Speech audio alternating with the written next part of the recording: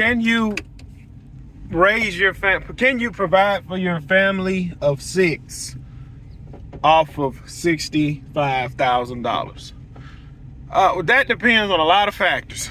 That depends on your area. Can you do that in New York? No. Can you do it in South Mississippi, like where I'm located? It's possible. You can do it in South Mississippi. It also depends on your debt. It also depends on the type of spouse that you have, man or woman. You can have a man that's willing to go work to make the money, but also have an expensive taste. And that's a recipe for disaster. Or you can have the man who's budget friendly and like to save, and his woman like to spend and waste money. That's a budget for disaster. Now, that is very possible if the man and the woman can be on the same page and be budget friendly. Now, you will not have the beautiful vacations. You will not have fancy new cars. And see, you will have, again, because we're doing a family of 6, so you will have 4 kids, which is 4 dependents. You will get hefty income tax returns. That is where you can really get ahead of the curve right there. When you get those $5,000 to $8,000 to $10,000 tax returns, because you're a family of 6 on one income of $65,000, you will get no lower than $6,000 on tax returns. You can take that $6,000. You can use it for vacations. You can save it for vacations. You can save it for things you've always wanted to buy. It is very possible to live a fairly good lifestyle on $65,000. Again, but both parties, the husband and the wife, have to be on the same page. Now, what I see tends to happen with a lot of people, they want to live above their means. Just because Visa is willing to give you a $20,000 credit card don't mean you spend $20,000 on that credit card, because that is a vicious cycle you will never get out of. And like I say, it depends on the area. South Mississippi is possible. New York City, impossible. If you're making $65,000 in South Mississippi, it'll turn into maybe $100,000 in New York. So it'll kind of balance out the same. And see, for the women that want, now, a lot of women, they want their own money. They don't mind working, but the thing comes in play with the women is when they have kids, they don't want to send their kids to daycare. They really want to be home with their child the first 6 months, the first year, and things like that. And eventually they kind of want to stay home, because when you have one child with your wife or girlfriend, you're typically going to have another one until you decide, hey, let's use birth control. The husband may want to get cut. Those things tend to play in versus how many kids you have. Now, again, nothing is wrong with birth control. Me personally, I'm not the type of guy that believes in birth control. I have 4 kids. I have 4 daughters with my wife, and we're young. 9 times out of 10, we're going to end up having another, or we may not. Because it's going to get to a point in time where your woman will not be able to get pregnant anymore. I just hope we don't get to the point where we're not mid-30s, 34 and 32. I don't want to get to a point where we 38, 41, 43 still having kids. You understand what I'm saying? I don't want that. And again, you have to. It's all about on what you can provide. People say, well, man, don't have more kids than you can provide for. The kids are not expensive. The kids don't understand money. It's the parents who's not financially savvy with money. And as a man, when he start having a big family like that, he want to provide a better lifestyle for his family. You know, a man, of course, he would want each of his 5 kids to have their own bedroom, but that's just not possible. Now, a guy that's a doggone millionaire, or he played football, or in the NBA, he can do that. But we're talking about average working people. So, you just use what you have. Me and my wife, all of our vehicles are 10 years old. All of them. I take that back. We have a 10-year-old vehicle, 11-year-old vehicle, and a 13-year-old vehicle. That is our vehicles. I purchased my home when the economy was trash, so I don't have a huge house, a mortgage. And you have to budget your money. I don't care if you're making $1 million a year. If you can't budget, you will spend that $1 million a year up so fast. But like I say, if you're making $65,000 a year and you know how to budget your money, you will come out on top. But you have to budget where you have fun money and your wife or yourself have spend money. I'm the type of guy, I don't spend money. Look, I don't care about clothes. This shirt was bought from the thrift store. I got $8 sweatpants on and $20 Amazon black shoes on. I'm not big on clothes, but I also have my own business where I'll spend $500 on a weed eater. People are like, man, you crazy. I'll spend $15,000 on a lawnmower. That is going to make me money.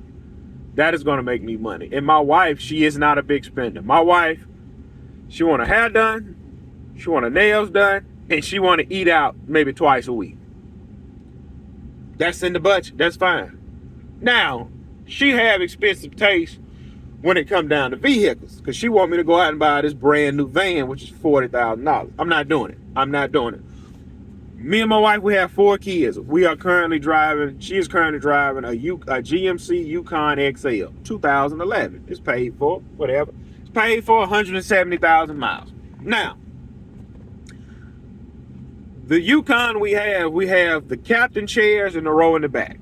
Again, we have 4 kids. We have 2 up front, 2 in the back. Now, we got enough room for 1 more child, so boom. Let's just say, all right, we got enough room for 1 more child. Boom. So now we got 3 kids in the back, 2 in the front. It'll take her another year to have another baby after that one. So in a sense, and we don't look, we're fine. We have 4 kids. My wife isn't pregnant. If she miraculously get pregnant, I got 9 months for the baby come. All right, boom. Before she can have another baby, it's another 9 months. Then it's a waiting process. So I'm good for the next 2 years. If God is willing to bless that, bless the truck, bless the motor, bless everything under the hood, we're essentially fine for 2 more years with the vehicle we have. Now, when it's time to buy another vehicle, because I'm going to get another vehicle, but it ain't going to be today. Let's just say in 2 years, I need another vehicle. 2026. Well, I would be looking at 2016s, maybe 2017s.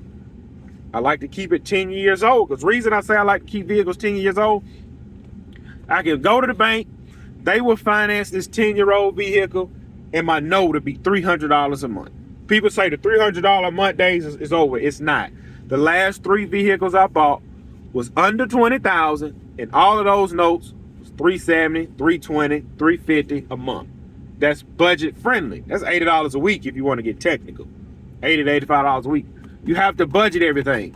Yeah, the bank will finance me a $50,000 van, but I cannot afford that $1,300 a month payment. So you have to budget. So yeah, I get a van, but it have to be in the budget. So same thing with grocery shopping. I don't eat out. I like eating at home. My wife, she like eating out. So I got that in the budget. Hey, this the grocery bill. Here's the money for you if you want to eat out. All of that is in the budget. I do what we call an allowance every week. And some of y'all, man, that's control. I ain't putting my wife on no allowance. No, it's knowing, hey, you can spend this. Before I used to do, she used to, hey, can you give me some money for this? I need money for that. I need money for that. I said, look, let's do this. Everything you need gonna come out of this account. Your spend money is gonna be X amount of dollars a week. Every week you're gonna get this X amount of dollars. This X amount of dollars will cover your hair, your nails, and whatever else you want to do.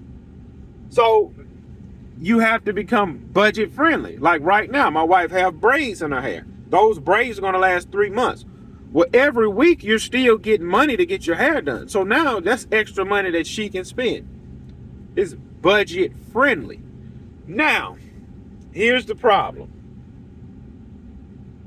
If you're content making $65,000 a year, nothing's wrong with that. If you're the type of man that want more, you're going to be willing to work more, to have more. And that's where a lot of tensions and problems will start coming into your marriage, because you're chasing the money and you're neglecting your family. And that is something I've done over the years. I've done it trying to build a business to work for myself to make more money. I neglected my wife, neglected my kids to chase the money to put us in a better position. And I'm using the word neglect because I was literally, man, I'm going to work. I'm going to work. I'm working 7 days a week. I'm building my business. I ain't thinking about nobody else, because if I don't, I will forever struggle. And keep in mind, around those times, I had a mountain of debt over my head. So I had to kind of do that. And my wife was understanding of it, but at the same time, she wanted me home, and I wanted to be home. Now I'm at a time in my life, I just want to maintain what I have, still work, still be able to spend a little bit of time with my kids. But the position I'm in right now, I'm working this job where we're mandatory 6 days a week. I'm not going to work tonight. In about another 4 weeks, I'll be back working for myself. So then I will have every week, I will be home every night, have every weekend off. But you have to come up with a budget. That is the only way that you can make it off one income with it don't matter if it's 2, 3, 4, 5, 7, or 10. The only way to make it off one income is budget. Because if you don't budget, you're gonna wake up with nothing. And when you got a mountain of debt on you, you can't sleep. And you want to be able to sleep listen. If you got a mountain of debt, you can't sleep, you're arguing with your woman because you're stressed out, that calls for a bad family dynamic.